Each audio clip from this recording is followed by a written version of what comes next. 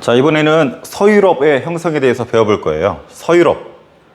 여기서 좀 멀지만 한 번쯤 여행을 가볼 법한, 선생님 2년 전에 갔었는데 느끼는 게 좀 많았어요. 개인적으로 나중에 코로나 잠잠해지면 한번 가보세요. 먼저 이 게르만족이라는 게 나와요. 우리 앞서 로마 배울 때 서로마, 동로마로 쪼개지는 거 배웠을 거예요. 동로마를 특히 비잔티움 제국이라고 합니다. 근데 이 위쪽에 있었던 좀 무식한 애들이야. 글을 읽고 쓰지도 잘 못하는 무식한, 좀 찌질했었던 학문적으로 애들이 게르만족 애들인데, 얘네들이 치고 내려옵니다. 그 이유는 여기 위에 또 다른 훈족이라고 해서 우리 아시아에서는 흉노족 이렇게 불렀을 거예요. 들어봤죠? 흉노족이 이동을 하면서 게르만족이 연쇄적으로 일로 치고 내려와요. 이미 그 전에 들어와 있었지만 대대적으로 이동을 하게 되는데, 이 과정에서 동로마는 이걸 막아냅니다. 그리고 서로마는 이걸 막지 못하고 망하게 돼요. 이때부터를 우리 뭐라 부르냐면 중세라고 불러요. 중세. 우리 앞서서 그리스 로마 배웠잖아요. 그때 고대라고 하고, 요 게르만족의 침입으로 서로마 망했을 때를 중세 시대라고 합니다. 자, 근데 서로마는 망했지만 비잔티움 제국은 1000년이 넘도록 진행이 됩니다. 대단한 나라예요. 우리가 좀 이쪽에 비중을 많이 두긴 하는데 비잔티움 제국 무시 못하는 나라예요. 중세. 근데 여기에 수많은 게르만족들이 수많은 나라들을 세우는데, 그 중에 우리 딱 하나만 기억하면 돼요. 프랑크 왕국. 프랑크 왕국은 이어서 살아남고 길게 유지가 되는데, 우리 프랑크 하면 뭐 소세지가 좀 떠오르는데, 일단 프랑크 왕국. 얘네가 살아남을 수 있었던 이유는 일단 이동거리가 짧어. 서로마 바로 위에 있어가지고 짧게 이동했고, 그리고 얘네들은 서로마 문화가 크리스토교 문화잖아. 그래서 걔네들의 문화를 받아들이면서 개종하면서 쉽게 융화될 수 있었어요. 그리고 요 아래서 치고 내려오는 이슬람 세력을 격퇴하면서 이 서로마 쪽에 있는 크리스토교 세력의 입장에서 좀 부담감을 좀 줄여줬던 거죠. 특히 여기에 땅을 이민족으로부터 찾아서 로마 교황한테 땅을 주게 되는데, 바티칸 시국 들어봤어요? 지금 로마 교황이 차지하고 있는 그 지역을 바티칸 시국이라고 그러는데, 전 세계에서 가장 작은 나라로서 알고 있는데, 그 바티칸 시국의 기원이 이때 로마 교황한테 이 프랑크 왕국이 땅을 찾아서 주면서 그게 지금까지 이어져 오는 걸로 알고 있어요. 그래서 이런 이유 때문에 프랑크 왕국이 살아나게 되는데, 그 중에서 우리가 꼭 기억해 줄 사람이 카롤루스 대제예요. 대제라는 표현이 붙는 사람이 몇 명 있어요. 큰대 황제제, 큰 황제라는 거지. 그냥 황제도 아니야. 엄청난 업적이 있다라는 거죠. 이건 마치 우리 고구려 시대 때 광개토 대왕, 세종 대왕, 정조 대왕, 이것과 거의 비슷한 정도의 엄청난 업적을 가진 사람이란 건데, 크게 이런 업적이 있어요. 일단 전성기야. 어떠한 왕이든 전성기는 거의 다 영역이 최고치예요. 그래서 서로마 지역, 이 대다수 지역을 차지하게 되고, 그리고 크리스토교를 전파를 해요. 곳곳에 십자가를 세워 크리스토교를 전파했어요. 그리고 학문도 발전시켰고 학교를 많이 세웠어요. 야, 그럼 누가 좋아할까?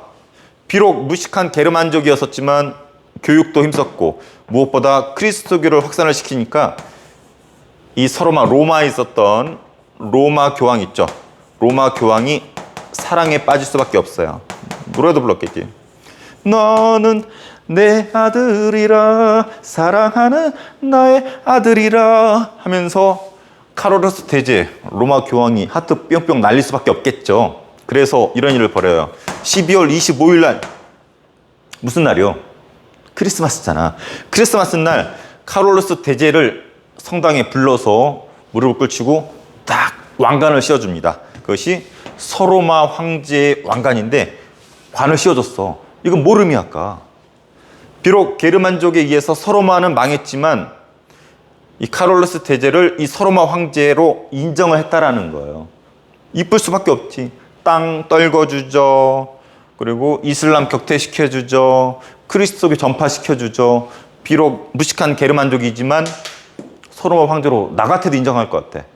너는 내 아들이라 하면서 서로마 황제로 인정을 해줍니다. 그래서 이쪽에 게르만족이 자리를 잡기 시작해요.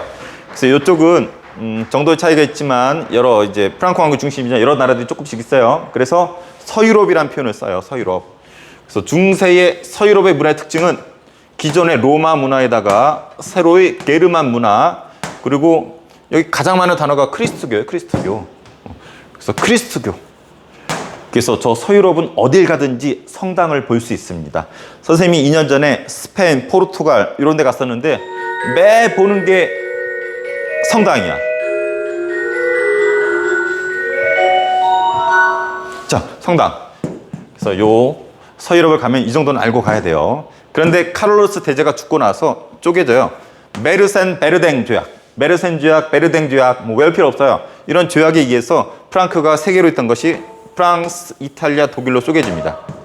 현재 이런 나라들이에요. 이런 나라 공통점이 있죠. 이런 공통점이 다 있어. 선생님 개인적으로는 이 나라들 공통점 찾았나요? 메시, 호날두, 축구를 잘하잖아. 월드컵에서 한 번쯤은 다 우승했던 나라들이에요. 프랑스 새말기로 한 2번 한 것 같고, 이탈리아가 한 3번, 2번, 3번, 독일이 한 2, 3번, 3, 4번 한 것 같아요. 개인적으로는 독일을 되게 좋아해요. 우리 게르만, 독일을 쩌먼, 게르만이라고 부르잖아요. 독일 전차, 빗장 수비, 프랑스 아트사커, 나름대로 색깔이 있죠. 축구 잘하죠.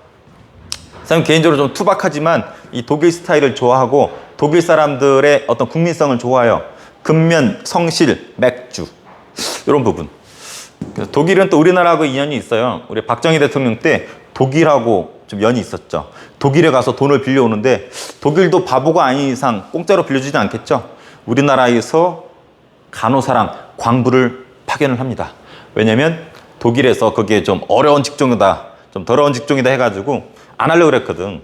그래서 광부랑 간호사들이 독일로 가서 그 사람들 월급을 담보로 수많은 돈을 빌려오게 되고 그걸로 우리나라 경제 성장을 하게 되죠. 근데 졸업한 애들은 알 거예요. 선생님 얘기를 많이 해서. 영화 국제시장 있죠? 거기 잘 묘사가 돼 있죠. 독일로 갔었던 우리 광부들 개고생합니다. 지하까지 들어가가지고 막 사과를 먹잖아, 점심으로. 탄광가루 떨어져가지고 악 물면 속살이 하얘야 되는데 탄광가루 떨어져가지고 시커멓대. 간호사들 간호하러 가는 게 아니라 시체 닦으러 가요. 그러니까 말도 못할 정도의 자살한 사람들도 많대요. 하지만 가족들을 위해서 독일로 갔었죠. 또 박정희 대통령이 독일로 갔는데 인상 깊게 봤었던 것이 아우토반이래요. 속도 무제한의 고속도로. 윙 달리다가 박정희 대통령이 멈춰보라고 쩌는데 쫙 가다가 멈추고. 그래서 여기에서 좀 착안한 것이 경부 고속도로이지 않을까. 그래서 독일은 우리나라 아주 밀접한 관련이 있고, 또 차범근, 차붐이 여기서 엄청난 인기 있었잖아요. 지금이야 프리미어 리그가 최고지만 옛날 분데스리가 최고였었대요. 거기서 우리 갈색 폭격기 차범근, 독일. 우리 박지성, 차두리. 박지성은 아닌가? 박지성은 네덜란드구나. 여기 손흥민도 여기서 시작했죠. 그래서 개인적으로 독일 역사 의식도 좋고 선진국이요. 물론 히틀러 같은 또라이도 나왔지만, 그래서 그 시작 알아두기 바랍니다. 선생님이 성당 다니는데, 선생님 얘기했었을 거예요. 선생님 대전 성당 다니는데 성당 신부님 이름이 박종민이야. 나라 이름이 같다 그랬잖아. 그래서 애들 미사하고 간식이 나왔는데 프랑크 소세지가 나왔어요. 근데 프랑크 소세지가 좀 조그매. 조그만데, 근데 이 조그만 프랑크 소세지를 또 이슬람 종교 애들은 못 먹잖아. 돼지고기라서. 그런 부분. 근데 이 신부님이 로마에서 왔어요. 로마에서 공부하다가 열심히 학교에서 공부하다가 심심하잖아. 그래서 그 인근에 나라들도 갔었대요. 프랑스도 가고, 원래 이탈리아 있었고, 독일도 가고. 그렇게 열심히 공부를 하시다가 돌아와서 우리 보령에 와서 지금 선생님과 같이, 같은 이름이지만 같이 종교 생활을 하고 있어요. 그 구경한 것 중에 인상 깊었던 거 얘기해달라고 그랬더니 거기 서로마 황제의 관이 있대. 그 왕관 전시해놨는데 그렇게 볼만하대요. 그래서 강추를 한대, 강추를. 자, 프랑크 소세지는 짧았어요. 근데 크리스토교에서는 좋아하지만, 크리스토 성당에서 나온 거죠. 근데 이슬람 세력은 못 먹어요. 그리고 프랑스, 이탈리아, 독일을 돌아다니셨죠, 신부님이. 그리고 열심히 공부를 했고 크리스토교를 믿고 있고 그 서로마 황제의 관을 봤었다라고 드립 한번 쳐봤습니다. 역사는 좀 암기 과목이라서 연산기법 자기만의 어떤 이니셜을 딴다라든지 스토리를 만들어야지 막무가내로 외우면 힘들어져요. 프랑크 소세지, 짧다, 성당에서 먹었다, 이슬라엘대로 못 먹는다, 신부님이 이런 데 다녔다, 교육을 받았다, 그리스도교를 전파시키는 신부님이다, 소로마 황제의 관을 보았다. 나 천재인가 봐. 왜 이런 게 떠오르지? 선생님은 뭐 나라서가 아니라 선생님 좀 약간 좀 짬뽕이에요. 선생님 좀 기질이 좀 이상해요. 선생님 원래 고등학교 다닐 때는 이과였어요. 수학과 이런 쪽 되게 좋아요. 그러다가 대학교 가서는 또 선생님이 또 문과 역사교육 전공했어요. 또 초등학교랑 중학교 때는 선생님 또 체육했죠. 육상 선수, 축구 선수 특기생이었어요. 그러니까 막 체육, 이과, 문과 완벽한 것 같아. 얼굴까지 완벽하고 이렇게 완벽할 수는 없을 것 같아요. 너무 자화자찬인 것 같은데 그래서 선생님 다음 진로는 뭘 해야 될까? 줌바 강사를 해야 될까? 아니면은 선생님 연기에 좀 소질이 있는 것 같아요. 연기하면 잘할 것 같은데 선생님 어디에 소질이 있는 것 같아요? 댓글로 한번 좀 달아주세요. 선생님 평상시 말은 잘 안 해도 내부의 잠재력이 막 끌어오르는 잠재력이 가끔씩 주체를 못하는 때가 있는 것 같아. 그래서 연기 관심이 좀 있어요. 자, 넘어갈게요. 자, 봉건제라는 게 등장을 하는데 이렇게 쪼개진 상태에서 여기에 또 이민족들이 쳐들어오네. 이민족 중에 얘네가 유명하죠. 바이킹. 요 새끼들은 배 타고 와. 배 타고 막 쳐들어오는데 게르만족보다 더 무식한 새끼들이야. 졸라 무서워요.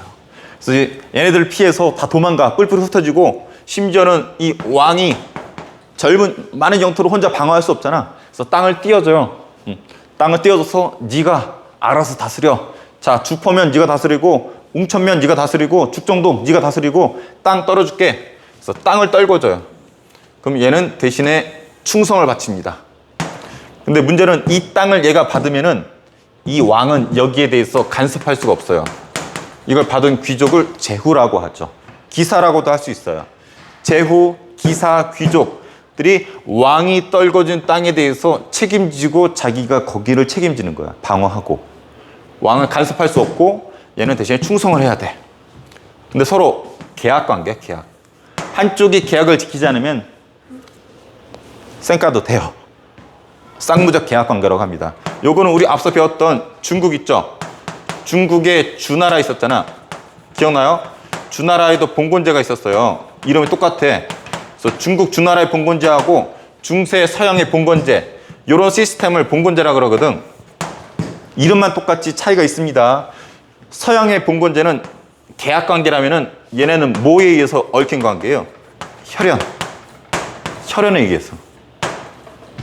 땅을 주는 건 똑같지만은 피가 섞여야지 자기 친척을 지방에 안 치는 거예요. 너 죽정동, 대천동, 너 웅천 이렇게 피에 의해서. 그래서 꼭 정리해 주세요. 중국 주나라는 혈연 관계였었고 서양의 봉건제는 쌍무적 계약 관계였었다. 주인종 관계라는 거야. 주인종 단 계약 관계다. 그럼 제후는 명칭이 여러 가지가 있어요. 뭐 제후를 이렇게도 불러요. 봉신이다.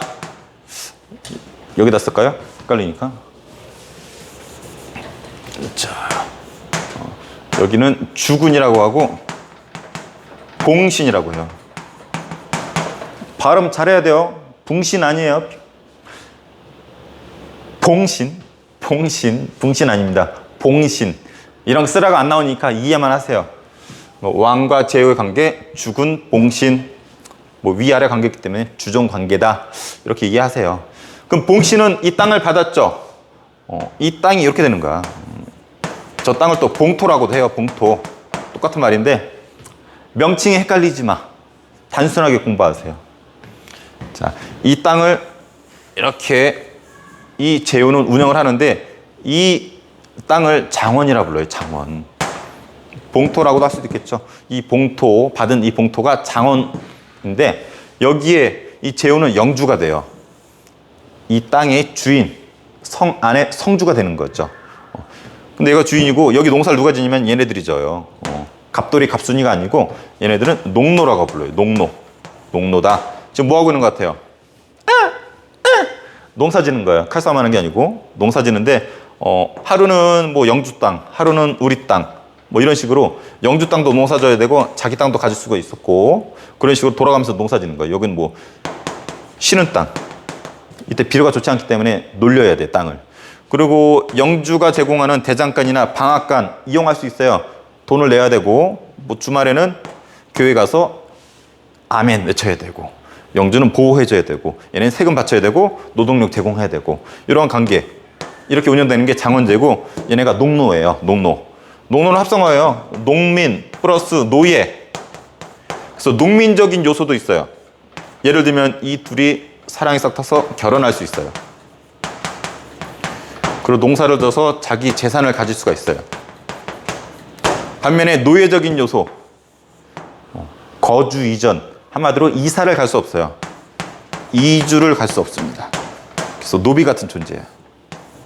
그래서 이런 부분을 농노라고 합니다. 농노란 단어는 기억해 주세요. 자, 그래서 이 부분 이해를 해야지 그냥 단순한 게 하면 어려워요. 자, 꼭 기억해야 될 거. 게르만족이 이동했지만 프랑크 왕국이 살아남았다라는 거. 그중에서 카롤로스 대제의 업적은 너무너무 중요하고 서로마 황제로 인정받았다라는 거. 그리고 이 봉건제, 장원제의 특징을 이해를 할 수 있어야 됩니다. 자, 여기까지.